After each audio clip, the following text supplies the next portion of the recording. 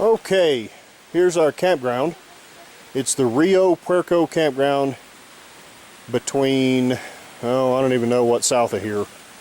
And it's about 13 miles south of Coyote, New Mexico. There's Morgan, the tents, there's our table. This is actually a pretty nice campground. It doesn't have running water, but it does have, apparently in the summertime, a vault toilet. And kudos to the National Park Service.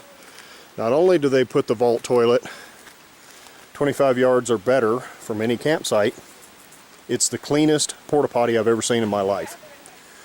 You see these big magnificent trees? They go up and up and up and up and up. Baby girl, do not make a puddle.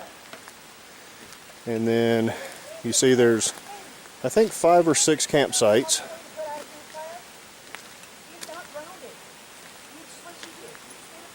And then the creek, Rio Puerco, runs right down there. And we panned for some gold this morning, and we came up goose egg. No gold in the Rio Puerco, at least where I could find with my amateur panning skills.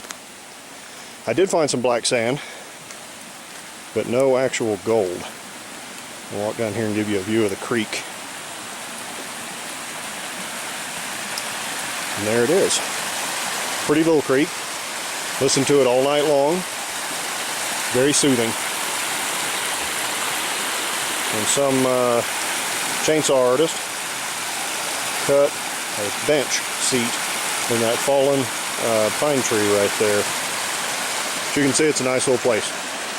There's something else I got to show you on the truck. So this is the roadkill portion of the video. You see the back of my 2001 Land Rover Discovery 2.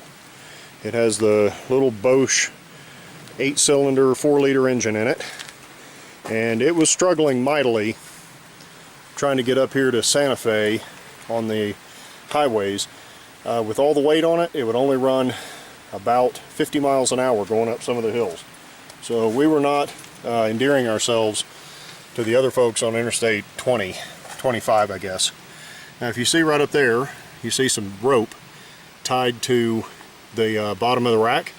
That's because that cross member right there is only welded here and in the same place on the other side. I forgot to weld it in the center.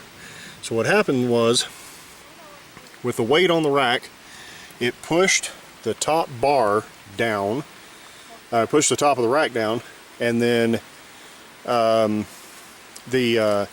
bar bowed, the cross member bowed, and was almost touching the top of the truck. So I tied them up there with some 550 cord. You folks who have been in the Army know that 550 cord is 550 pounds braking strength, and it's also called paracord. Now here's the roadkill portion. That's a little roadkill because we had to unload the rack and take the rack off in the hotel parking lot. But then when I stepped onto my rack back here, my trailer hitch rack, and then onto the bumper, the corner of the bumper made a horrible cracking sound and fell off, and the taillights are actually included in that portion of the bumper. So using some of that same 550 cord, I tied my taillight on. In the GoPro video that I'm going to put on YouTube, you're going to see the trail that we took to get to the Rio Puerco, and it's amazing that taillight's still on with some of the stuff that we had to go through. At one point, we had to completely unload the rack, portage all of our stuff, a big giant 60-gallon cooler, 60-quart cooler, gas can, some food boxes, that stuff, across some mud holes so that we could get through the mud holes without dragging the rack off in the mud. And you see how dirty the wheels of the truck are. These are the clean ones, actually. I went through more mud, actually, with this side of the truck. But she made it.